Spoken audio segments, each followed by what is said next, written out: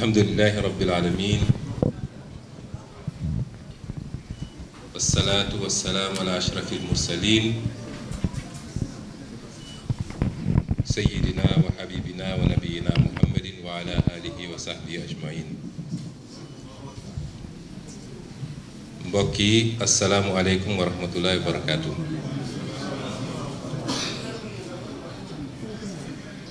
ñu ngi am mbégte bu rëy rëy ci teewaat fii jàkkaarloog jëmm yi ñu jàkkaarloog, waaye mën a sànni ay kàddu wax ak mboolem seen àdduna, rawatina peuple sénégalais bi yépp. laataa ñuy sori ci wax ji dinañu delluwaat ñaanal ñi nga xam ne seen bakkan rot na ci xeex bi nga xam ne moom lañu sumb ñun ñépp te jubluwuñu ci lu dul luy defar suñu réew ba faw, luy defar Afrique ba. ma faral di wax ni ci sama gis-gis bu gàtt duma xutbu duma boroom xam-xam, waaye jàpp naa ni ñi seen bakkan rot ci anam gu mel noonu mën nañ leen boole ci ñi nga xam ne dañu ni wooye ay shuhadaa, mooy ñi nga xam ne dañoo tegoon seen tànk ci dëgg di xeex ngir dëgg ba leen ciy fekk leen ci. lu tee nag ñu ngi yokk ñaan yàlla na leen yàlla yërëm te jéggal leen, yàlla na yàlla defal leen ci këru barzat yu yaatu yi. di masawu ñi ci gaañu it ndax bari na, di masawu ñi ci tëddoon ci kaso bi léeg-léeg ci condition yoo xam ne yu xaw a métti la. di nuyu peuple sénégalais bi yépp, wax nag ni wax ji mën na gudd mën naa bañ a gudd ndax dama namoon gaa yi.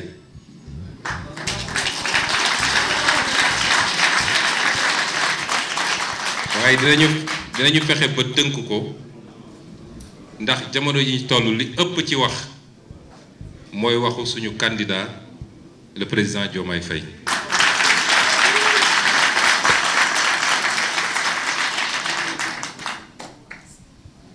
wax ji mën naa ba ñu gudd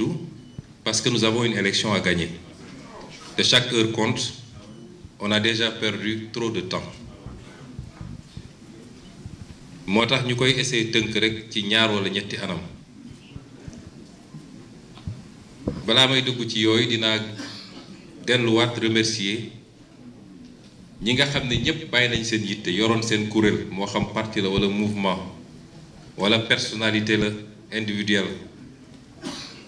ñëw jàpp ci coalition Diomaye président ca boobu jamono gisantewuñu sax ak Diomaye, tooguñu ak moom. di leen wax dal leen ak jàmm, ndax ñun jaayuñu sénégalais yi nit, projet lañ jaayi sénégalais yi.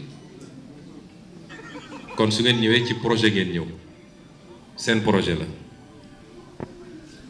di ci beral loxo nag suñu yeneen ñaari candidat yoo xam ne suñuy nawle lañu, ñëpp xam ko. suñu diggante weesu na partenariat, muy le doyen Habib Sy mi toog fii ak le docteur Cheikh Tidiane Dièye.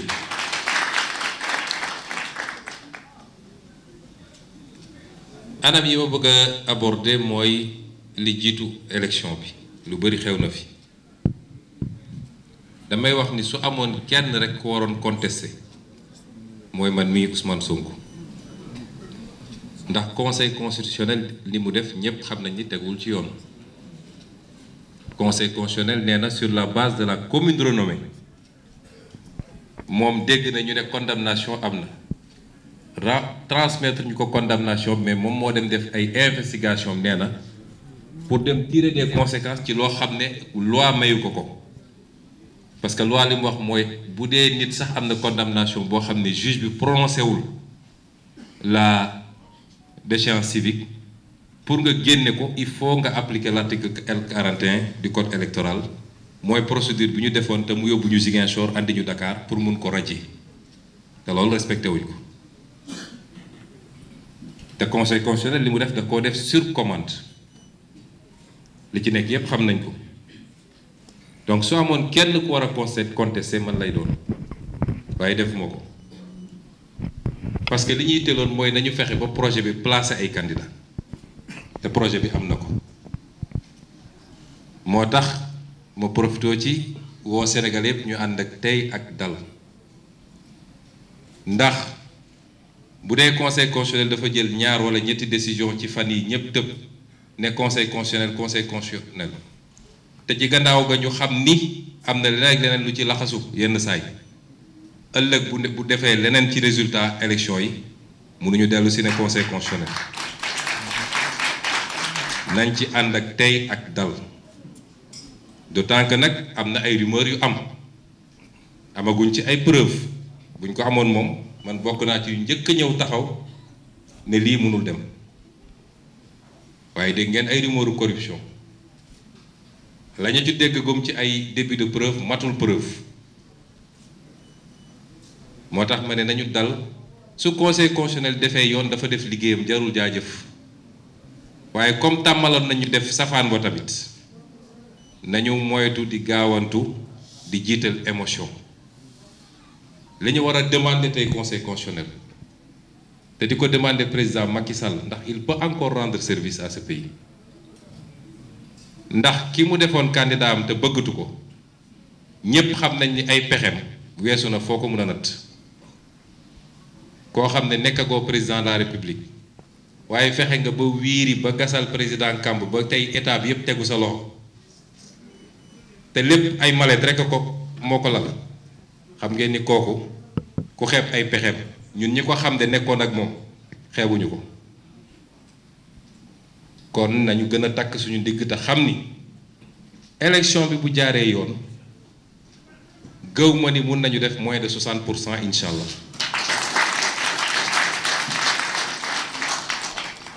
waaye bu ñu jàpp ni c'est gagné d'avance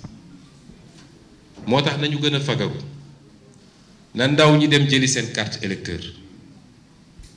topp ci caravane yi di daw baax na waaye munition bi mooy carte électeur de na ñépp jëli seen carte électeur ndaw ñeeg mag ñi la ñu yàgg a def te mu jig ñu mooy dem voter massivement mais sécuriser le vote également te loolu ndaw ñi rekk a ko mën voter ba pare toog aux alentours des bureaux de vote yendu fa ba ngoon ku ñëw bëgg a def naka sa noonu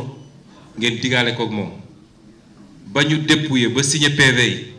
ba envoyé quartier général ñépp am seeni PV loolu nañ ko daan defee nañ ko def nu ko ëppee ren parce que élection yi enjeu bi bokkul ak benn enjeu waaye it ñu continuer am exigence ci ñi nga xam ne ñoo war a organiser élection bi moo tax may wax président Macky Sall que bu ñu génnee ci élection bi it affaire bi jaxasoo demam du yomb il faut mu xam ko moom xam na ay pexe ex candidat am waaye su dee bëgg na rendre un dernier service à ce pays pour deminam tane na fexe ba élection yi doon élection yu mucc ay leer nañ ki gañe ñu ne kii la ñëpp ànd félicité ko ñu xam ni lii la yàlla tudd kon dama wax ni loolu parenthèse la woon li jiitu élection yi su amee ku waroon contester man nii la mais yàlla may nañu président Diomaye jàll may ñu président Habib Sy jàll may ñu président Cheikh Tidiane Dièye jàll kon sama jëmm amatul solo lu dul ñëw jàpp ci liggéey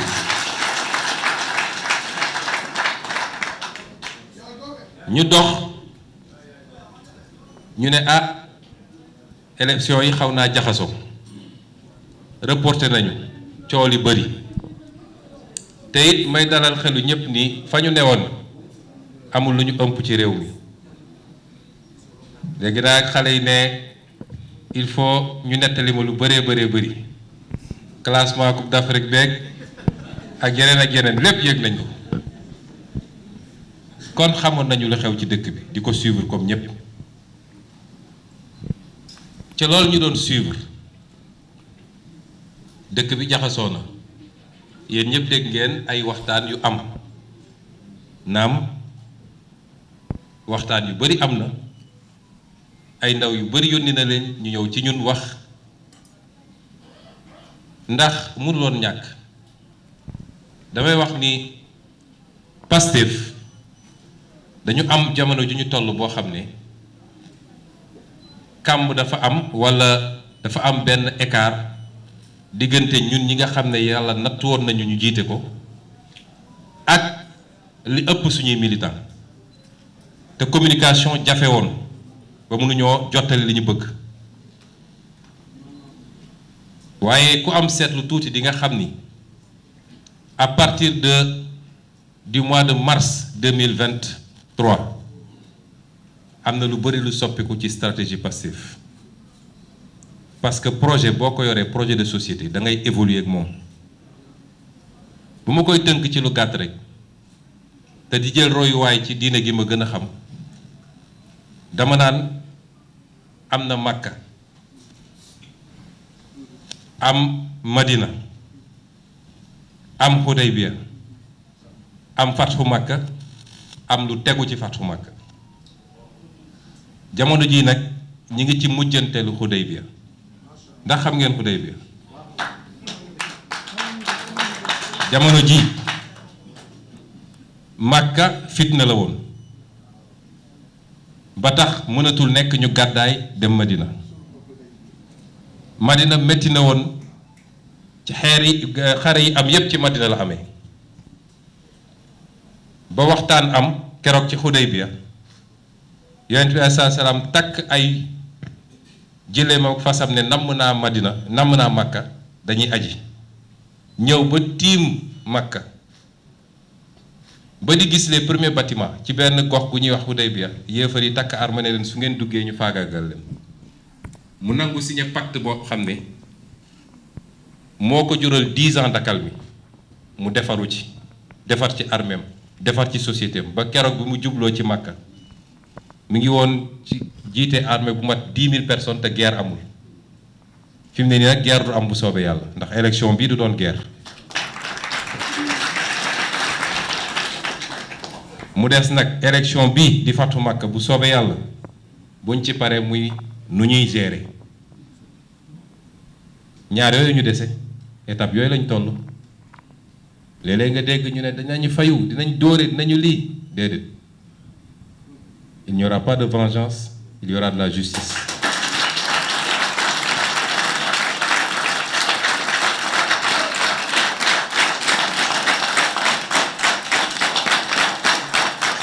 parce que loolu lañ ñu jàngal dafa am lu woon xam ne boo ci nekkee rek mënoo def lu jag neew ñu nag ni impunité totale dina am waaye kii defoon na ma lii faw ma fayu du fi am bu ñu yàlla joxee réew mi mbokk yi est-ce que xam ngeen li ñuy xaar xamagu leen ko de li ñuy xaar jaxasoo na rëy na bëri na te population yi topp ñu di daw ci mbedd mi elles seront très exigeantes avec nous tey ñu am bor yu ñu war a fay mooy ñi nga xam ne seen bakkan rot na ci ñi nga xam ne ñàkk nañ ci cër ñi nga xam ne def nañu ay at ci kaso bi ñooñu ñëpp dañ leen war a fay bor bi te naka lañ leen koy fayee mooy fexe ba gëm-gëm gi ñu amoon ci ñun buñ ci mus a teggi suñu tànk lu toll ni tarafataay kon waxtaan am na ay ndaw ñëw nañ ma gis waxtaan yi ci ñetti poñ la amul benn bu ñu déggoo nag waaye def nañ ko ci respect mutuel te loolu amoon solo waxtaan nañu ci report élection may leen xalaatu leen ko élection bi mënu leen ko laal bañ ma ne il faut ñu reporter élection bi ndax yow ak diw il fa ngeen bokk may leen sama bokkub élection mënul justifier report élection sama bokk ci élection mënul justifier report élection gëw mu ni Sénégal ba mu daj am na ku ma gën a mérité nekk candidat man mii waaye nit ak sa yéene yàlla ak dogalam ku ko xamul rek da ngay sonn born to be président xam nga la ñuy wax madame yéen ñi dégg anglais loolu yàlla bind ko ci jëw kenn saa su jotee rek di nga ko ne kon lu ñu mën def pour élection bi ñu bañ ko reporter def nañ ko dem naa ba ne samay avocat bu leen déposer recours mooy rabat d'arrêt bi tant que figé wuñu liste yi ndax damay bañ ñu jaar ci loolu pour mën a reporter keroog bu ñu nee déposé nañu loi assemblée wala dañuy def commission d'enquête parlementaire ci laa woo Birame Souleye mii ne ko non seulement suñuy député nañu voté contre mais nañu attaqué devant le conseil constitutionnel bi ñu génnee liste yi laa jokkoog doyen Habib Sy mii ne ko doyen li ma dégg ci rumeur mooy dañoo bëgg a reporter te fi ñu ko bëgg a jaare xam naa ko dama bëgg nga wootee anciens amis du PDS nga ne leen bu ñu nangu mukk ñu jaar ci ñoom pour reporter élection yi doyen woo leen nga wax ak ñoom 24 heures plus tard mu jot ko man ne ma wax naa ak ñoom lii lañ ma wax ba keroog barki démb bi ma taalee télé dégg ñu ne doyen Habib Sy dafa bëgg a déposer report ci laa ko woo ne ko doyen bul déposer recours parce que bëgguma ñu jaar foofu peut-être ñële mun nañ ne amuñu qualité à agir mais yow candidat nga boo déposer ñu ne tu as qualité à agir kon bul déposer recours. dem nañ ci ba yegg ci foo xam ne ñañ doon yónni ci man ñuy wax ak man dem naa ba ne leen seen kilifa bu mu démissionné mukk ndax li ma jàppoon man ci constitution mooy suñu démissionné article 31 deuxième alinéa mooy ñëw mooy ñu ngi ci kaw suppléance te boobaa dañuy rebattre carte yi kon bu ngeen gisee may leeral yi mooy wax ji bëri na Sénégal nag moo ni demee wax ji bëri na da ngay gis ku la xamoon bu baax xam yaay kan mais situation taxaw mu mën a dute ci yow loolu mooy Sénégal nit nag boo ko wóoloo da ngay def ni Aboubacar defoon biñ ko ne sa waa ji nee na dafa dem démb rañaani saaba yëpp commencé dute moom dafa ne su dee moo ko wax dëgg la waaye nit booy wóolu tànk yaa ngi koy gis ñàkk koo gis mu ne jaaral nii nga ne non non non kooku dafay juum li mu wax tegu ko fenn fi ñu jaar ba egsi fii li may wax ni am na écart bu am suñu diggante et c'est tout à fait normal mooy Pastef dañ koo songu pendant longtemps mu nekkoon ci position défensive ba ñun gisuñu woon lu dul xeex ak défendre bu ñu continué woon ci fànn googu kon Bassirou Diomaye Faye mii tey du nekk candidat. J'ai dû prendre beaucoup de décisions et je les ai prises seul parce que mënu ma woon jokkoo kenn bu ma ci jumoon ci benn rek projet bi tey jeex na may sant yàlla c'était pas évident dañuy sant yàlla te jumuñu ci benn defe naa kon toll nañu foo xam ne il faut ñuy gis les deux faces de la pièce. toll nañoon foo xam ne ñenn ñi élection rek lañu gisoon élection ma leen waaw dinañ dem élection bu soobee yàlla waaye dañ ñoo songu métital ñu nanguñu lu bëri si ñun lu mu mën a def ba delloo si li ñu moomoon rek dinaa ko def tey delloo si wuñu suñu parti politique ñu doon wax ex Pastef léegi nañ ne Pastef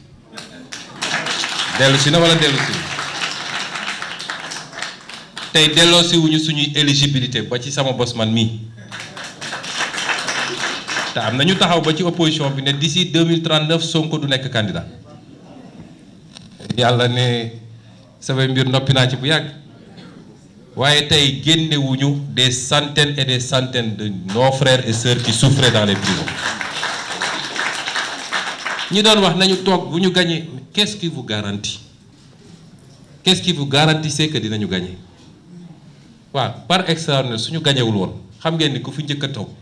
la may njëkk a def mooy liggéey bii gars yi sumboon mu yeggali ko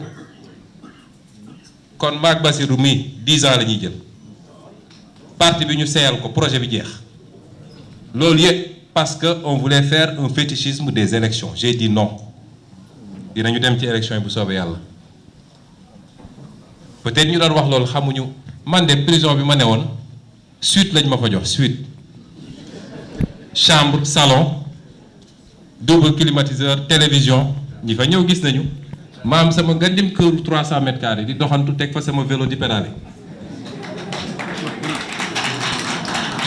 waaye est-ce que xam ngeen ni président Diomaye bi pendant 11 ans 11 mois 9 mètres carrés la woon ñu boole ko yeneen ñaari nit xam ngeen conditions yi mu nekkee woon jooyu ko fenn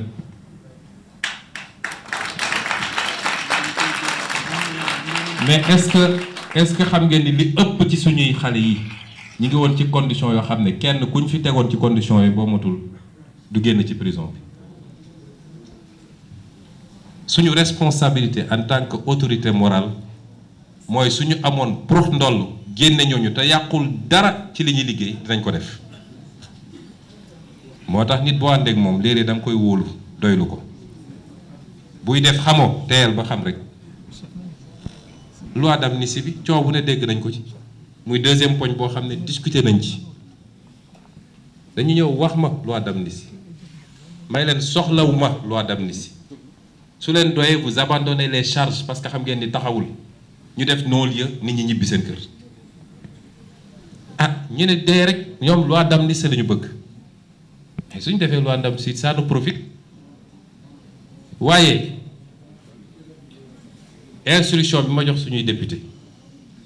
mooy bu ñu àndee loi d'amnistie bi interpeller leen ministre de la justice bu dee léeg-léeg li bokk na ci voté non bu dee léeg-léeg li bokk ci voté oui keroog bi ngeen dajee ci suba balaa ngeen di tig Birame Souleye message boobu la délivré suñuy député pourtant dégg naa ci lu ne ñëw nañu réponse bi leerul voté nañu non teewul loi ba jàll na moo ñu àndi fii ñu nekk nii tey jàkkaarloog sénégalais yi di wax ak yéen kon dafa am loo xam ne dox na ci stratégie te ñu bëri xamuñu ko te merew ma ci kenn ndax fa ñu bàyyi woon parti bi ba ñuy jàpp peut-être ñoom foofu la ñu toll ba léegi fekk ci gis-gis ak yeneen avant évolué na ñetteel bi ñu wax mooy dialogue loolu suñu position mu ci s'est changé dañu ne woon kenn du teg pistolet suñu bopp di ñu dialogue loo booba jamono pistolet la woon jamono jii nag bazooka la waaw naka la ñuy demee dialogue parce que ñun ku ñu xam ci politique bi ñu commencé ba léegi constance nga ñu xamee gisuñu lu fees suñu bët moo tax nag bu ma leeralee yooyu yépp di wax ni te li ma wax nii yépp nag saa suñu ñëwaan ba ñu waxtaan ba noppi dama leen daan andil leen ma sama candidat ñu andil ma Bassirou dinañu toog 3 heures de temps 4 heures de temps je lui fais un compte rendu détaillé amul lenn lu ba mus a def te waxuma ko amul bu ma ko waxee ba noppi mu wax ma lu mu xalaat ñu tënk naka la ñuy doxalee la ca des léegi nag weesu nañu loolu dañuy dellu sant yàlla ndax yàlla deseluñu dara de ëllëg bu ñu bindee suñu mémoire lu bari dinañ ko xam ndax xajul fii mbir mi moo raw film ko boy xajul fii de waaye dinañ ci yegsi ñu war a dëgmal nag lu am solo muy élection bi mbokk yi élection bi dañ koy gagner incha allah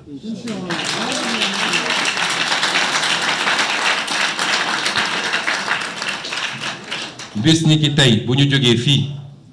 discours amatul futtiku ëllëg ñi nga bëgg a yeewoo jëy Ziguinchor bu soobee yàlla daal di commencer campagne bi may lancer appel nag sénégalais yi xam nañ ni bëgg ngeen ñu lool xiif ngeen ñu lool waaye na ngeen ñu comprendre 7 jours de campagne lépp xaju si ñu leen koy ñaan rek ku ñu jaarul goxam bu mu mer ku ñu taxawul goxam romb rapidement bu mu mer parce que élection boo amee 20 jours sax mënoo def le Sénégal waxuma laa léegi ñu dese la 7 jours te génnaguñu Ndakaaru militants yi xamante nañu léeg-léeg nit ñi def ko affaire sama koñ sama dëkk déedéet ñun gagné la ñu bëgg d'abord kon bu dee ay candidat ñoo mën a ñëw toog fii bàyyi seen lépp ñëw toog fii mënoon nañ ne man sama candidat bopp la maa ngi dem kon kenn ku nekk na xam ni patriotisme bi ñuy wax fii la war a feeñee dina doon campagne bu méttee métti caravane la ñu mën a def dañuy traverser rek waaye luñ ci mën def rek dinañ ko ci def mais ñuy ñaan ñëpp li daan am ci mit campagne yi dañu war a jaar itinéraire bi pourquoi defuñu lii mer naa gedd naa li tax ñëwuñu sama dëkk li tax wàcc ñu nuyu kilifa gi suñu amoon sañ-sañ loolu lépp nañ ko def mais su mënul nekk rek lu mënul nekk rek nañ ñu ko nangul te bu mu tax bu mu teye ñu gën a takk ndigg yi parce que avenir du Sénégal la du affaire nit du affaire koñ du affaire dëkk ñaareel bi mooy dama bëgg nit ñi bu ñu waxati sax lu jëm ci Macky Sall on se trompe de combat Macky Sall keroog bi mu nee man doot nekkatuma candidat la ñu pareeg moom du suñu adversaire waaye am na lu gën a garaaw fuuf mooy candidat wu Macky Sall Amadou Ba bu yàlla ñàkkee bëgg Sénégal dëgg rek na ko jox Amadou Ba wallaahi yéen xamu leen Amadou Ba Sénégalais yi question bi ñu waroon posé wu rek mooy simple fonctionnaire nu mu mënee yor alal gi yépp loolu rek jar na bañ a voteel kooku maag moom ak kii ñoo bokk liggéey wax dëgg yàlla ñun amuñu dara wala am nañ tuuti waaw fan la milliardu Amadou Ba yi jóge est-ce que Sénégal dañuy poser question boobu kon loolu rek doy na ñu ne kii mënu warul mën a nekk président réew vous savez man bëgguma ñu dugg ci débat de personne dégg naa ñi naan du dëkk sàngam la jógee ak du sénégalais déedéet sénégalais la fii la juddoo jàngee fi am nationalité def fi toute sa classe du sénégalais rek gënuma koo nekk sénégalais te it ñëpp jógee ci dëkk yooyu gis nga Sénégal dëkku teranga la ñun ay panafricain lañu ay sénégalais ngi dund feneen ñeneen a ngi dund fii ku ñëw jaar fi mu war a jaar am kayitam sénégalais la ñun ñëpp bu ñu stigmatiser kenn bu ñu stigmatiser kenn loolu baaxul suñuy natt nañu wax kii est-ce que ay loxoom set na est-ce que bëgg na réew mi est-ce que am na compétence yi leen nag première question bi tontu naa ci ba noppi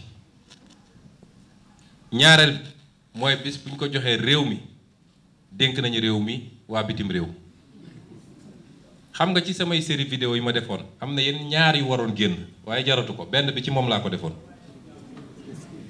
ñi ko gis nañ ko benn bi ci moom laa ko defoon spécialement mu ngi wër nag di wax yor làmmiñam di wax nee na ñun lay attaqué bukki nag bu yabee waxambaana Amadou Ba mënuñoo yab de ndax dañoo bokk di liggéey yàgg naa jël lu mu warul jël ma ne ko tegal ci suuf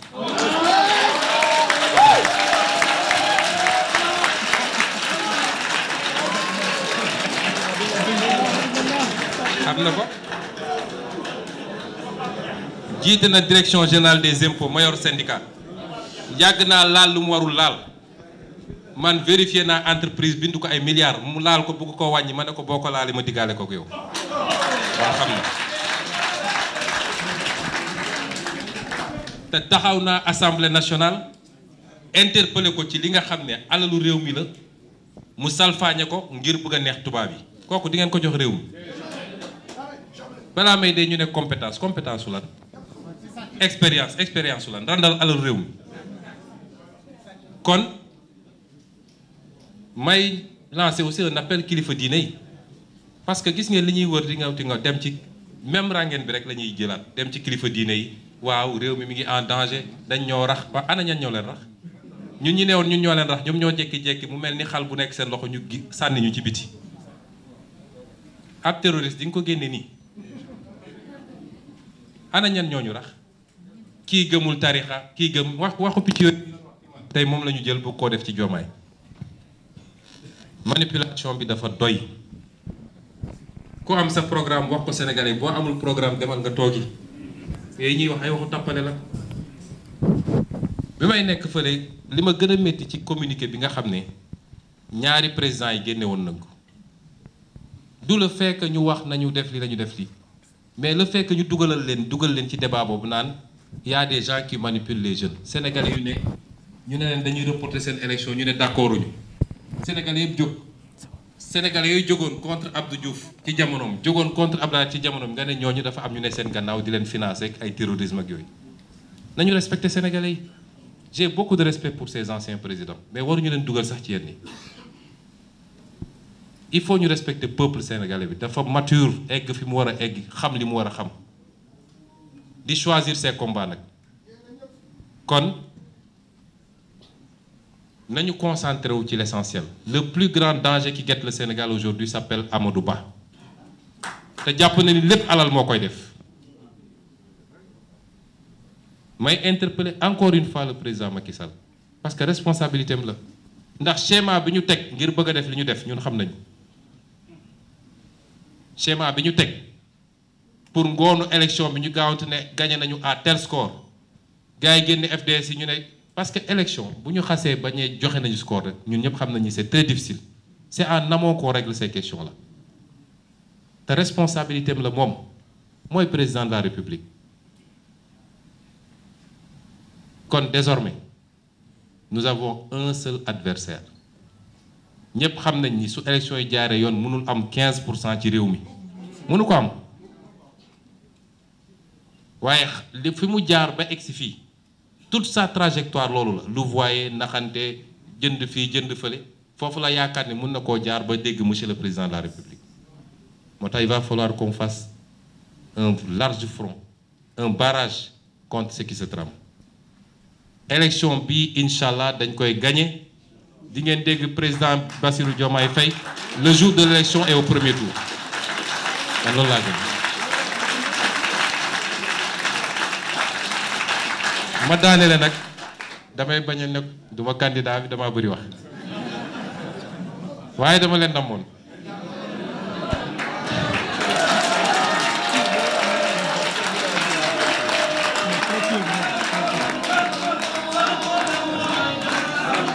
maa leen rawoon ma daanelee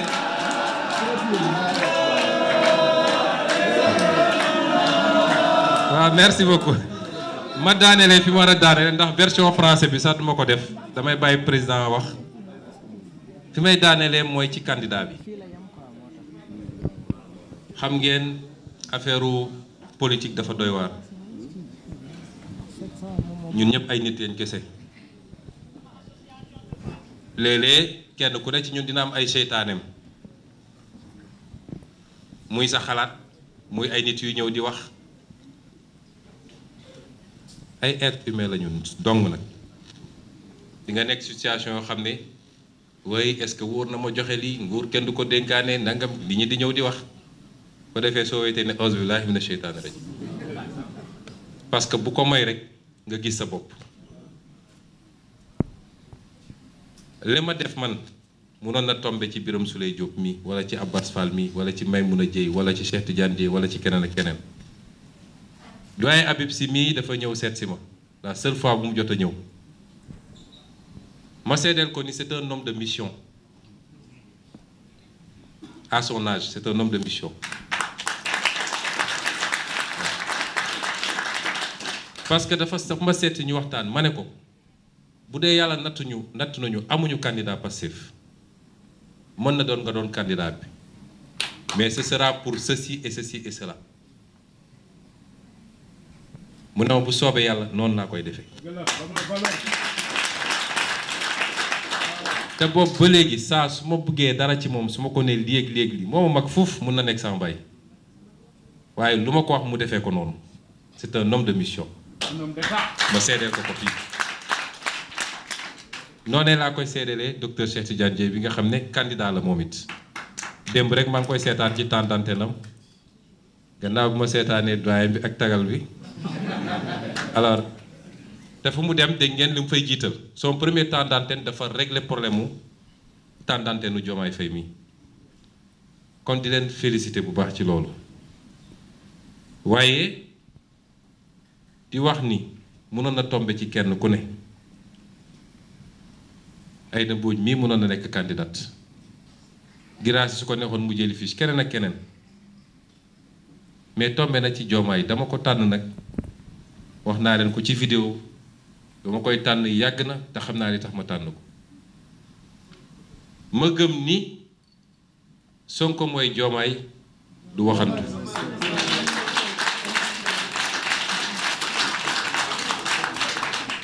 du waxantu waaye Diomaye mooy Sonko du waxantu bi ñu mujjee waxtaan avant dernière fois bi parce que démb it ñoo newoon ba ndogondoo ci la colonel bi ñëw nañu da ngeen di génn ma ne ko saa yi demal defari sa bagage te nga defar sa sikkim bi nag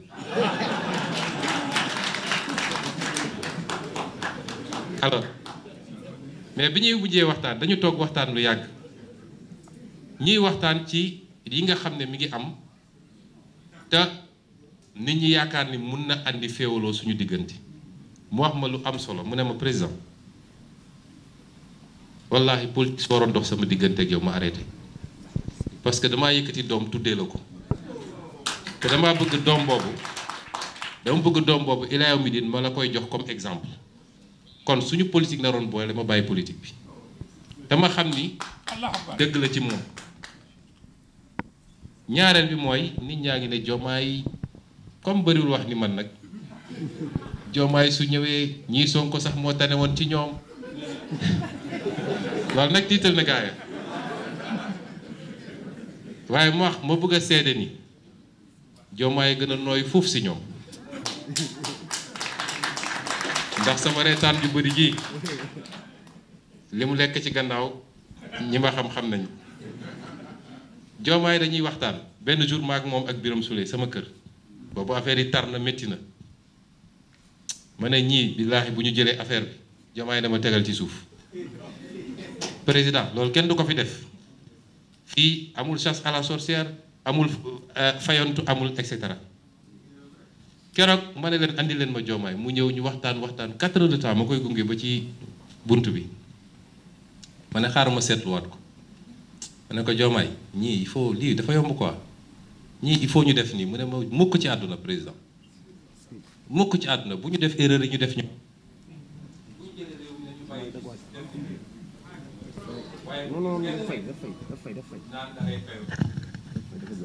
kon loolu muy lu ma bëgg a yokk ci seede ci sama digganteeg moom waaye di wax askan wit ni tànnuma ci hasard ndax dafa di sama rakk di sama xarit ñu ànd lu yàgg ma xam li ma xam ci moom nee naa ko Diomaye nit ñaa ngi ñëw di wax rek limité te visite mu ne ma président man dama am kersa ci nit du ñëw di wax ma ne ko di ma la déglu waaye ku mën a dugg sama nopp bi bu wëlbati sama xel gisaguma ko loolu ci mbindam la bi may daanelee nag gannaaw bu ma dénkaatee sénégalais Diomaye jëmmam amul solo sama bos amul solo donte dañ naan élection présidentielle la waaye projet la ñu wax ak sénégalais yi am na ay aspects ci suñu programme boo xam ne nit ñaa ngi ci bëgg a profité wax ji bëri moom dina ci leeral waaye nag doog a daaneel ba ca njëkk mooy nee naa ko président Diomaye mbirum vice président heureusement bi ñu nee sax lu ñu war a fal la donc pour élection bi dugal nañ ko ci xalaat bi di ko xalaat waaye ñaari choix la ñu am boo gisee xalaat yooyu am mooy hyper présidentialisme bi am ba pare lépp nekk ci loxo benn nit moo tax ki jiite réew mi fi mu ne nii sonn na bu sonn yam ñu ne kon ci biir pouvoir exécutif bi ci boppam war nañu mën a rééquilibrer les pouvoirs les attributions te loolu mun nañ ko am sans poste premier ministre sans poste vice président ndax boo jëlee réew mu mel ni France ba 2007 modèle bi la ñu amoon à partir de 2007 lañu def seen réforme ne c'est le gouvernement qui détermine et conduit la politique de la nation alors que nous devons rester c'est le du gouvernement qui coordonne et exécute. Moo tax soo déggee ay réformes coow yu bëri foofu premier ministre bi mooy dem au charbon su paree bu yóbboo mu takk bagaasam kon ñaar mun na am soit ñu am poste vice-président mais sans beaucoup de pouvoir parce que doo boore ñaar ñoo fal jox leen ñu yem ay pouvoir bis bu ñu déggoowul njaaxum am moo tax États-Unis vice-président bi daanaka il est là pour la suppléance au cas où et selon la nature de ses relations avec le président mun na ko yokkal wala mu wàññil ko mais koo xam ne dafa am légitimité électorale mu tolloog président bi nga tolloo leen pouvoir mun na am problème wala nga am un premier ministre qui sera nommé mais ñu wàññi ci pouvoir président jox ko moom pour rééquilibrer au sein de l'exécutif bu boobaa bu contentieux amee président bi arbitré choix yooyu la ñuy def gëm naa ni nag ci mandat bi probablement président Diomaye di mooy décider mais peut-être schéma boobu moo gën a plausible ñaareel ba bëgg a daanelee mooy mbirum koppar question franc CFA. Ce que je veux dire sur la question du franc CFA, parce que c'est souvent une question qui interpelle beaucoup plus les élites. Je crois que le programme a été fait dans des conditions extrêmement délicates et difficiles. Nous n'avons pas eu, nous, la possibilité d'y travailler sérieusement, parce que vous savez que quand vous êtes en détention, les conditions d'entrée et de sortie des courriers sont très complexes. Et les dernières observations qui ont été formulées, même par le candidat, n'ont pas pu être intégrées sur cette problématique-là. Mais je veux dire simplement qu'il faut savoir lire notre programme comme une continuité. On n'a pas créé un nouveau programme. En 2019, on a pris position sur la question de la monnaie. D'abord, à travers le livre Solutions,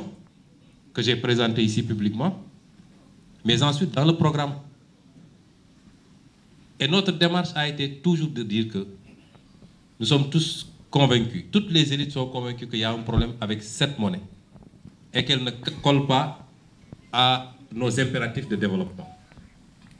Et qu'il faut qu'on assume nos responsabilités pour aller vers autre chose. Je ne vais pas entrer dans les détails techniques. Nous avons toujours dit dans la démarche présidentielle que nous le ferons dans le cadre d'abord des ensembles sous-régionaux. Et si on ne parvient pas à faire bouger les lignes, nous prendrons nos responsabilités parce que 90% des pays du monde ont leur propre monnaie et parviennent à s'en sortir. En tout cas, la plupart s'en sortent. Et c'est cela qu'il faut comprendre comme aspect du programme. Aujourd'hui, nous avons une monnaie dans le cadre de l'UEMOA. Ça semble aller dans une certaine direction, mais ça va très lentement. Nous allons venir pour essayer de booster et aller vers les réformes qu'il faut. Mais nous avons toujours dit que nous, notre option, c'était même la CEDEAO, qui fait un ensemble de plus de 6 millions de kilomètres carrés, plus de 400 millions d'habitants, donc un marché qui a un potentiel énorme, mais si les préalables sont réglés, et ces préalables ne le sont pas encore. Et c'est ça notre option de base. Et c'est seulement si on ne parvient pas à avoir ça que nous considérons pouvoir aller avec notre propre monnaie. Donc, vous savez bien qu'un détenu le programme a navigué une ou deux fois, mais on n'a pas pu, avant la présentation du programme, faire les dernières observations comme il le fallait. Et donc, il faut lire ce programme comme une continuité. Quand je demandais à l'équipe de démarrer le programme, je leur ai dit, travaillez sur la base l'ossature de 2019 et essayez de voir s'il y a des actualisations à faire. C'est des précisions importantes parce que des gens en manque de programme et qui ne peuvent rien nous reprocher essaient de s'agripper sur cette question-là pour inquiéter le monde entier d'ailleurs, parce qu'ils ne s'adressent pas au peuple sénégalais. Et je tenais à faire ces petites précisions. Je m'excuse d'avoir été assez long. Je ne vais pas faire la version française. Je laisse à notre candidat, le président Bassirou Diomaye Faye, le soin de clôturer cette conférence de presse. Je vous remercie. Le président Ousmane Sonko, saluer les leaders et tous ceux qui, à un titre ou à un autre, participent à cette rencontre d'échange entre le candidat que je suis et le leader Ousmane Sonko, qui est notre leader à nous tous. Je voudrais dans le même sillage m'incliner devant la mémoire des disparus et prier pour le repos de leur âme et pour la miséricorde d'Allah Tout-Puissant sur eux. Je voudrais attester aussi et rendre un hommage appuyé à tous ces frères qui, dans les geôles du pouvoir pendant des mois, souvent des années, ont supporté avec dignité le poids de l'épreuve. J'ai été au Cap Manuel à un moment donné avec 37 co-détenus dits politiques. Beaucoup d'entre eux n'avaient même rien à voir avec les manifestations. Mais c'est par la présence soutenue de PASTEF et de la coalition à leur côté qu'ils ont fini par comprendre en s'intéressant davantage au projet, aux leaders que nous étions à l'intérieur avec d'autres personnes comme le professeur Cheikh Omar Diagne et massivement à adhérer au projet de PASTEF en prison. Ses frères et sœurs ont supporté cette épreuve, disais-je tout à l'heure, avec beaucoup de dignité. Et je pense que ceux qui sont allés leur rendre visite régulièrement peuvent aussi, au même titre que nous, en témoigner. Monsieur le Président Ousmane Sonko, je voudrais remercier ceux qui, pendant notre absence, ont tenu la barque de ce projet. Il y a eu la coalition Sonko président. Il y a eu au fil de l'oppression les leaders autour de la candidature de Ousmane Sonko pour enfin aboutir à la coalition Diomaye président. Mais nous nous rendons tous compte que c'est le même fil conducteur qui a abouti à cette coalition qui est aujourd'hui la plus forte dans le cadre de cette présente élection. Et je disais ce matin, c'est parce que tous ces patriotes et toutes ces patriotes sont épris d'un Sénégal souverain, juste, prospère dans une Afrique en progrès que nous nous sommes retrouvés autour de l'essentiel. J'ai rappelé ce matin une discussion que j'ai eue avec le directeur de campagne, Moustapha Mamba Guirassy, que je félicite pour la coordination remarquable des activités de la coalition. Dans le cadre de la mise en place du directoire, je lui disais que quelles que soient les contingences et les divergences, élevons-nous tous au-dessus de ces contingences et de nos personnes, mais que le Sénégal soit toujours au-dessus de nous. Et c'est ce projet-là qui nous fédère aujourd'hui. Je voudrais les féliciter pour leur engagement constant, leur résilience face à toute forme d'oppression, de diabolisation et de calomnie. Quand il fut peu évident, ils ont été sur les plateaux, ils ont marché, ils ont dénoncé. Et ils ont fait preuve de résilience, mais surtout d'intelligence stratégique pour que la coalition soit aujourd'hui ce qu'elle est, alors même que le candidat déclaré principalement leader, incontesté de l'opposition, et le candidat de substitution était en prison. Je voudrais aussi marquer toute ma compassion à tous ces leaders qui ont pris le temps qu'il fallait pour réfléchir à un programme alternatif aussi, comme nous l'avons fait de notre côté, qui ont sillonné le Sénégal en engageant leur temps, leur énergie et des moyens pour aller présenter leur projet de société aux Sénégalais pour une sanction électorale positive. Que ces leaders-là soient recalés juste parce qu'au sein du Conseil constitutionnel, un informaticien en 3 clics a décidé que votre clé était inexploitable ou que des électeurs qu'on s'est régulièrement inscrits sur le fichier n'y étaient pas, c'est quelque chose de particulièrement écœurant. Et j'y reviendrai tout à l'heure. Nous devons tous nous dresser pour qu'on puisse dire au soir du 24 mars 2024, plus jamais ça au Sénégal. Monsieur le Président, vous avez tantôt évoqué des contacts. Je ne reviendrai pas sur tout ce que vous avez dit quant à l'importance et la nécessité dans le contexte. Mais je veux juste faire, si je peux les appeler comme ça, une révélation. C'est vrai que je suis peut-être moins taquin que vous, je suis un peu plus autarcique, mais je suis quelqu'un de particulièrement raisonné, de particulièrement raisonnable, de particulièrement sensé, de particulièrement réfléchi.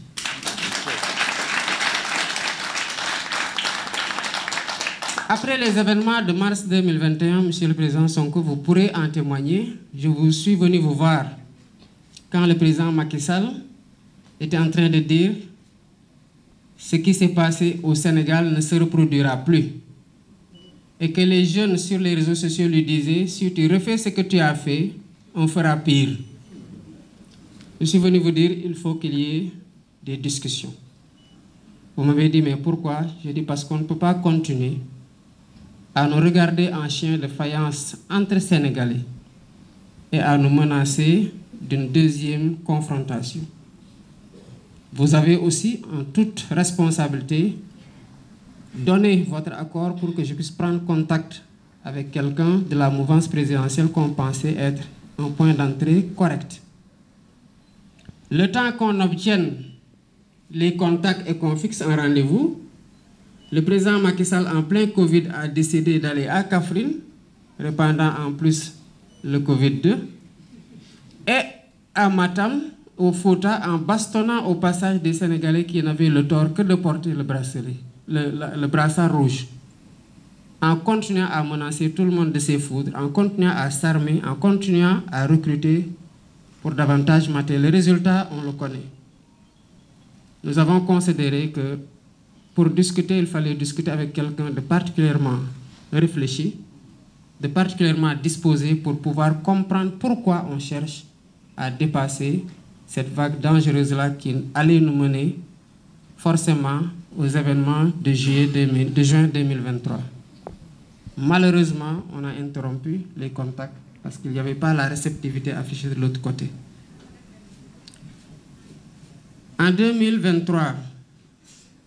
j'ai personnellement, parce que j'étais en prison, vous étiez sous blocus. J'ai pris la responsabilité, je vous en ai informé par la suite, de contacter son fils après le discours du 3 juillet pour lui dire, à partir du moment où votre papa a décidé de ne plus aller aux élections, vous êtes la seule personne à pouvoir l'aider à sortir par ce qui reste de la grande porte. Et que tous ceux qui veulent être candidats aujourd'hui vont l'encourager à continuer la répression. Il s'en est rendu compte trop tard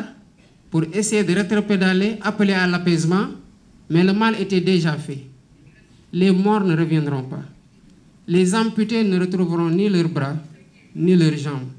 Les éborgnés ne retrouveront pas leurs yeux. Et on a toujours des malades qui sont évacués à l'étranger du fait de cette répression aveugle. Je n'ai pas été écouté. Au contraire, qu'est-ce qu'on a dit? Ils auraient pu négocier quand ils étaient en mars 2021 parce qu'ils étaient en position de force. Mais qu'est-ce que vous avez fait en mars 2021 lors de votre discours du 8 mars? Vous avez dit que le président Macky Sall, il reste 2 ans. Et que ces 2 ans-là, encadrons-le, aidons-le à finir et qu'il transmette ce pays-là en paix pour qu'on continue à le travailler. Il y a eu autre chose qui a été dit,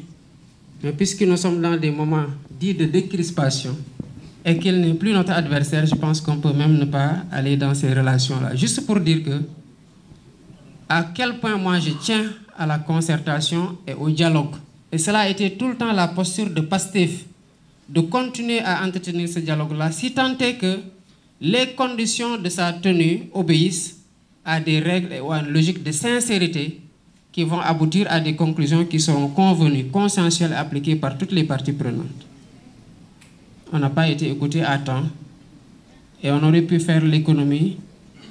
de ces balafres sur le visage, sur l'image de la démocratie sénégalaise, de frères et sœurs incarcérés dans des conditions extrêmement difficiles, de morts qui ne reviendront jamais, de traumatisés et de blessés qui garderont les séquelles à vie. Voilà Bassirou Diomaye Faye en toute discrétion aux côtés de Ousmane Sonko dans le cadre du projet que nous portons tous aujourd'hui dans la coalition Diomaye Président.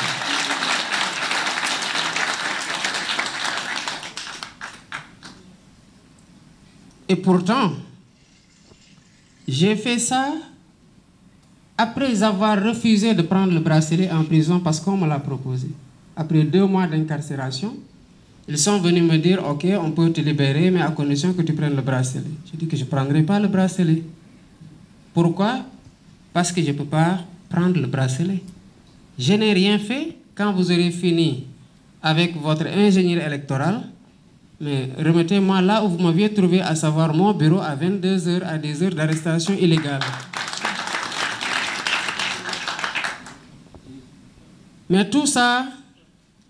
a été entretenu par des gens à qui ne profitait pas notre candidature.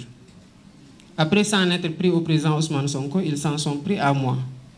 Même dans les chefs d'accusation de jonction de la procédure me concernant,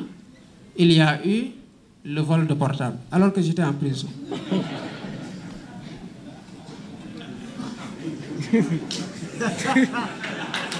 Président, où est le portable?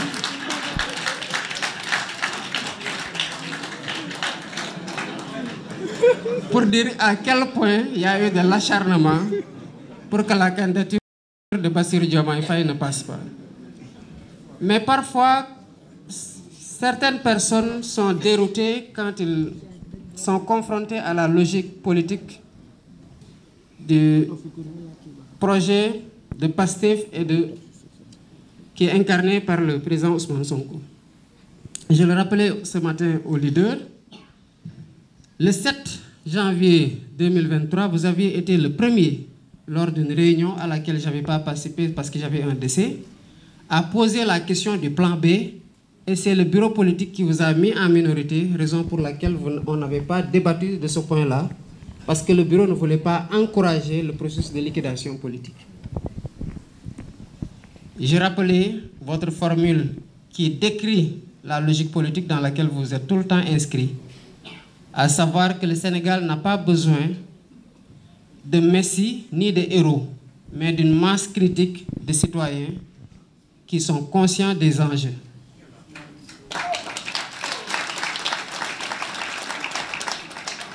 Puisque vous êtes un Diola et qu'il y a toujours quelque chose qui reste, j'ai complété en disant que ces citoyens-là doivent avoir le courage d'agir pour faire changer les choses.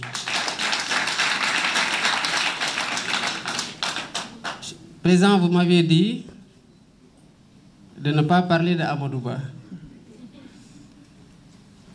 Mais comme généralement tu me dis que je suis têtu et qu'on n'est jamais d'accord, même si nous sommes toujours ensemble, je voudrais juste vous compléter. Je crois que j'avais fait un texte que j'avais appelé Bastradamus, prédiction tirée du DAC politique. Je crois que tout ce que j'avais prédit dans ce texte-là, c'est presque réalisé. Alors, quand vous avez quitté le syndicat, vous nous avez transmis Amadou Ba.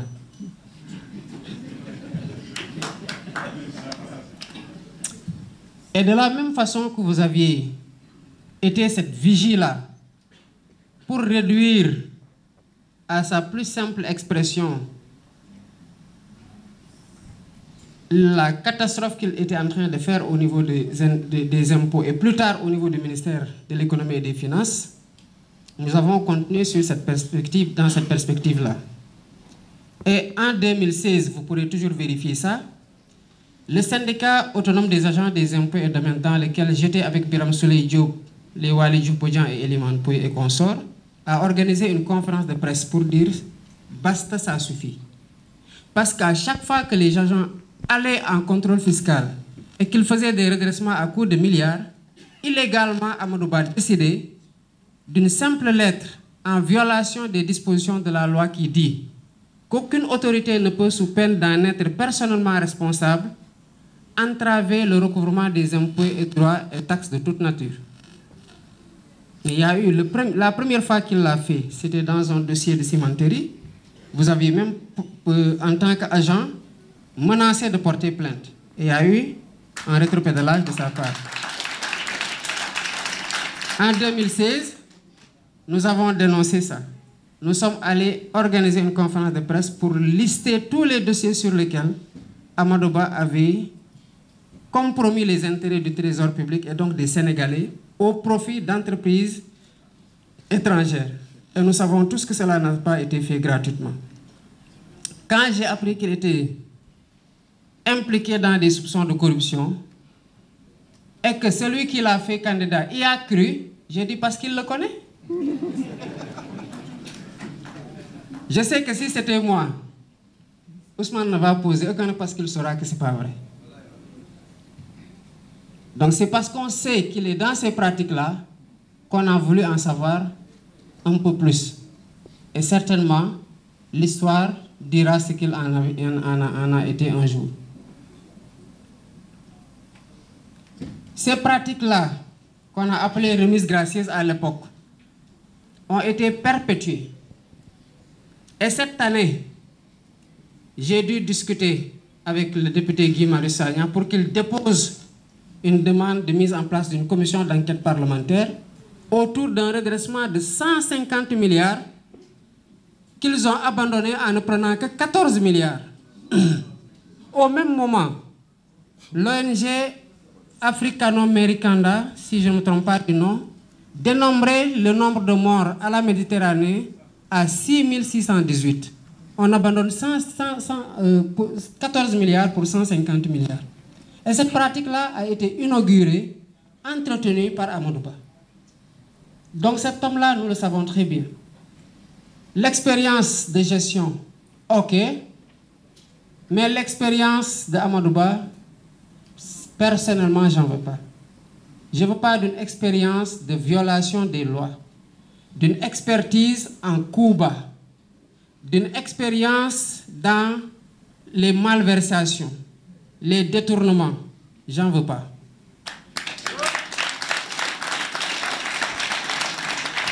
J'ai décidé, pendant 15 ans que j'ai été aux impôts, d'être un fonctionnaire orthodoxe, vertueux, sérieux et compétent au service de mes collègues dans le cadre d'un engagement syndical où j'ai contribué grandement à améliorer les conditions de travail et de vie.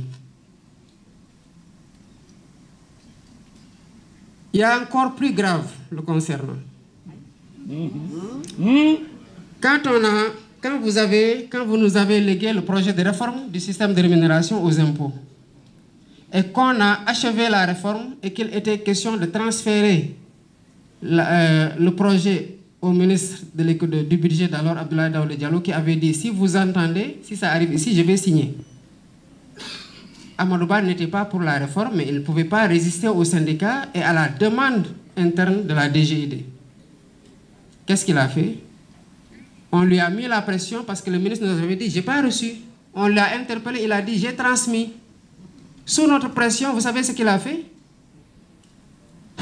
Il a fait une fausse lettre de transmission antidatée, numérotée, signée de sa main pour nous la donner. Quand on a vu les chiffres, la numérotation par rapport à des lettres antérieures qu'on avait échangées, et à la date, on a su que ce n'était pas vrai. Et demander aux agents des impôts et domaines, à cette époque-là, à savoir en 2014, ils vous diront qu'on avait même attaqué ça dans l'intranet de la DGID. Il y a encore pire, mais je m'en arrête là. Le projet pour lequel vous avez fait le choix, qui entre en droite ligne de votre logique politique. Vous n'avez jamais mis en avant votre propre personne. Au-delà de l'épisode du 7 janvier 2023, je me rappelle, quand on a reçu la JPS un jour et que les jeunes disaient que nous donnerions notre vie pour toi, vous lui avez dit non, personne ne doit mourir, parce que si même je n'étais pas là, vous devez être en mesure de continuer le projet. Et il y a eu chaque fois d'autres épisodes où vous avez mis le projet en avant, vous êtes mis en retrait pour montrer à tous ceux qui gravitaient autour de l'organisation que l'important, ce n'est pas la personne. Comme vous l'avez dit tout à l'heure, l'important, ce n'est pas vous. L'important, ce n'est pas moi. Et si ça ne tenait qu'à ça, ces braves hommes et femmes qui sont aujourd'hui regroupés autour de la coalition Diomaye n'auraient pas continué le formidable travail qu'ils ont fait pour maintenir le bateau à flot pendant que nous étions empêchés, pendant qu'on nous avait mis toutes les restrictions, à savoir même qu'on nous a interdit de téléphoner pour parler de politique, pour citer mon cas. Ce projet-là ne doit pas accepter qu'autour de certaines questions, qu'il y ait des tabous. On ne peut pas, 63 ans après, avoir la peur d'adresser des questions qui nous concernent et qui sont un pan important de notre souveraineté, à savoir la souveraineté monétaire. Il n'y a pas de souveraineté comme nous le voulons en réclamant ou en nous battant pour un Sénégal souverain, juste et prospère dans une Afrique de progrès s'il n'y a pas de souveraineté monétaire. Les gens qui sont choqués, il y a deux candidats principalement, et ils font les choquer non pas parce que la proposition les heurte sur le plan de la scientificité ou de la technicité, mais c'est parce qu'ils veulent rassurer leur maître. Et c'est ce que vous disiez tout à l'heure. Donc nous devons être en mesure aujourd'hui de chercher les voies et moyens. Dans le cadre de la CEDEAO ou de l'UEMOA, comme vous l'avez dit, dans votre livre Vision, Solutions pour un Sénégal nouveau, qui sous-tendait aussi le projet. Mais aussi, quand on ne pourra pas convaincre nos partenaires d'aller dans le sens qui est le meilleur pour nous tous, on ne peut pas indéfiniment renoncer à acquérir ce pan extrêmement important de notre souveraineté et cet outil particulièrement intéressant sur le financement de notre économie. C'est pour ça que dans le siège de la proposition qui a été faite en 2019, on a repris cette proposition. Pour ce qui est de la vice-présidence, effectivement, vous l'avez rappelé, moi, c'est hier 14 mars que j'ai fait 11 mois jour pour jour à la prison en détention, parce que j'ai été kidnappé à la sortie de mon bureau à 22h18, heure illégale d'arrestation. Le 14 avril 2023. J'ai fait 11 mois jour pour jour. Et hier, 1 mois, 15 jours hier, ils sont venus me dire, bon, ok, maintenant on va réduire tes visites, mais tu ne pourras plus appeler pour parler de politique. Mais comment voulez-vous qu'un candidat à la présidentielle ne parle pas de politique quand il appelle au téléphone? J'ai un directeur de campagne. J'ai un mandataire auprès du Conseil constitutionnel. J'ai un autre représentant auprès du Conseil constitutionnel. J'ai un porte-parole. J'ai des leaders dans ma coalition. J'ai des leaders avec lesquels je dois entrer en contact pour étoffer ma coalition. Vous me dites que je ne parlerai pas de politique. Je parle de quoi alors? Non, si vous pouvez maintenant juste appeler la famille pour voir comment ils vont. On vous donne le téléphone, mais à défaut, on ne vous donne plus le téléphone. J'étais bon. La seule option sur laquelle vous avez une maîtrise, c'est de ne pas me donner un téléphone. Mais si vous me donnez un téléphone, je parlerai de ce qui m'intéresse actuellement et c'est ma candidature et c'est une activité politique parce que je suis là pour des motifs politiques. Donc, il y a des points sur lesquels on n'a pas pu particulièrement, comme on l'avait fait en 2019, discuter à bâton rompu entre vous, le candidat que je suis, d'autres personnes et même les leaders, pour pouvoir les moduler comme on l'aurait souhaité. Mais sur le plan de l'idée générale, compte tenu de toutes contraintes qui peuvent intervenir ultérieurement ou dans le process, je pense qu'on est sur la même ligne directrice sur laquelle nous voguons depuis notre entrée en politique. Et c'est quelque chose que nous partageons, je crois que dans notre large majorité, avec les leaders qui sont de ce bord-là ou qui sont d'autres bords politiques, mais qui partagent le même idéal démocratique que nous et le même idéal souverainiste que nous. J'ai entendu des gens dire que le poste de vice-président est taillé sur mesure pour le président Ousmane Sonko. Est-ce qu'ils ont lu vraiment le programme? Parce que le programme dit que le vice-président que nous avons proposé doit être élu en tandem avec le président. Or, là, je ne parle pas que le président soit en tandem avec moi pour être élu. Donc, ça ne peut pas concerner le président quinquennat. Si ça devait entrer en vigueur dans le format proposé, il n'en sera ainsi qu'en 2029. Et dans ce cas-là, il serait le fruit de larges concertations. Parce que moi, je crois au dialogue quand il est franc, sincère, et quand il a un objectif à partir duquel on veut tirer quelque chose de consensuel pour être dans une dynamique progressiste pour ce pays-là. Il n'y a aucun leader politique qui refuse ça. Mais ce qu'il y a à comprendre, et ça, on n'attendra pas 2029 pour le faire. Dans le diagnostic de tous nos programmes, et cela a été ressorti en 2013, où nous n'étions pas encore en politique. Le projet de réforme, la Commission nationale de réforme des institutions, la CNRI, a rendu ses conclusions en décembre 2013. En ce moment-là, je pense qu'on était dans l'écriture des statuts de PASTEF, parce qu'on a fait l'Assemblée générale de PASTEF le 4 janvier 2014. Donc pendant que la CNRI faisait observer que le président de la République au Sénégal concentre trop de pouvoir et écrase tous les autres pouvoirs, on n'était même pas encore en politique. Donc ce constat-là, si 10 ans après, on le partage aujourd'hui de sorte à devoir chercher à y remédier, et c'est parce que ceux qui sont là n'ont pas pris en charge les conclusions de la réforme, de la Commission nationale de réforme des institutions. Et on se rappelle tous de ce qu'il avait dit quand il l'a reçu. Je ne prendrai que ce qui m'intéresse. Il nous faut donc réduire les pouvoirs du président de la République. Et si on a un candidat qui veut être transparent, qui n'attend pas d'être élu pour supprimer un poste de Premier ministre, pour le reconduire après, mais qui dit que dans la perspective de la réduction du pouvoir du président de la République, même si la Commission nationale de réforme des institutions dit simplement au sein de l'exécutif qu'il faut rééquilibrer les pouvoirs. Parce que l'institutionnalisation du gouvernement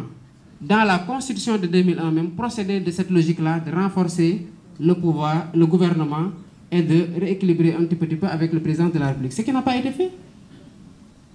Donc il propose qu'il y ait ce rééquilibrage-là entre le président de la République et le Premier ministre. Donc s'il y a quelque chose qu'on aura à me reprocher, en tant que président de la République, ce sera de me délester de beaucoup de pouvoir pour rééquilibrer avec celui qui sera le Premier ministre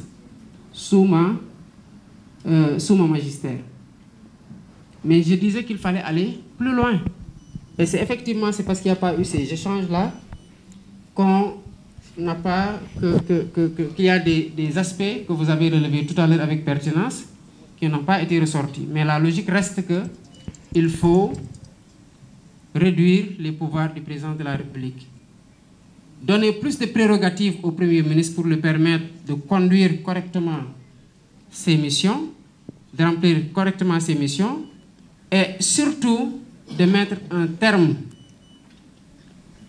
au fait que le président de la République écrase de tout son poids les autres pouvoirs, à savoir le législatif et le judiciaire. Je pense que ces 2 dernières années-là, l'essentiel de tout ce qu'on a connu au Sénégal est dû à des décisions de justice. On en est arrivé même, pour illustrer le fait que le président de la République écrase le judiciaire, que des décisions rendues par des juges ne soient pas appliquées. Parce qu'on était juste dans une logique d'adversité et de liquidation d'un adversaire politique, que le président qui est le patron de l'exécutif et donc de l'administration a dit aux agents de l'administration de ne pas appliquer la décision de justice. Donc, ces faits-là doivent cesser.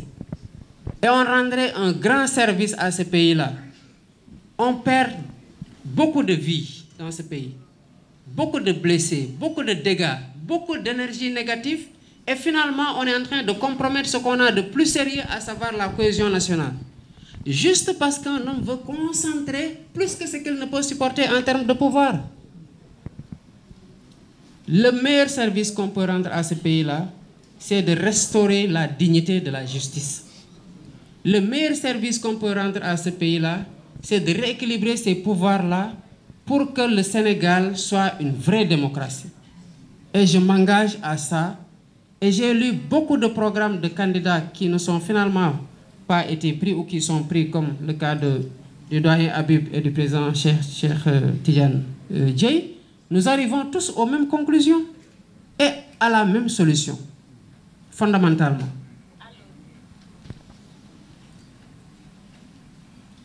Les autres aspects, c'est aussi le foncier, où on a eu une commission nationale de réforme foncière, où les conclusions ne sont pas appliquées par un manque de courage politique. On oublie que les ressources ne sont pas simplement les ressources extractives ou minières, et que les ressources ne sont pas simplement les ressources financières qu'on peut tirer en levant des impôts. Le foncier, c'est une ressource extrêmement précieuse. L'ensemble des candidats aujourd'hui veut bâtir son programme économique sur l'agriculture. Et on ne pourra jamais faire ça avec la loi sur le domaine national qui dit que les terres n'appartiennent à personne, qu'on ne peut pas valoriser, qu'on ne peut valoriser auprès d'aucune banque. Aucune banque ne s'engagera à financer un projet agricole quand la terre est un bien qui n'appartient pratiquement à personne. Pas possible, tous les banquiers vous le diront. Donc les réformes foncières que nous entendons mener pour soutenir cette agriculture-là et la financer convenablement, mais c'est cette réforme foncière-là qui doit octroyer des titres fonciers à des coopératives d'exploitation, et vous l'aviez déjà annoncé dans votre livre Solutions pour un Sénégal nouveau, à savoir les petites exploitations familiales. Et c'est un modèle qui a réussi un peu partout, notamment au Vietnam ou dans d'autres pays. Sans cela, il n'y aura pas de souveraineté alimentaire dans ce pays aussi. Et nous continuons toujours à rester sur ce fil conducteur-là de la souveraineté de notre pays, pour lui garantir une prospérité et en réformant les institutions pour qu'on ait une justice véritable dans ce pays-là. Il y a un autre point, et c'est sur ce dernier que je vais m'arrêter parce qu'on ne pourra pas faire le tour aussi de certains aspects du programme. C'est le point qui a trait à l'hydraulique rurale.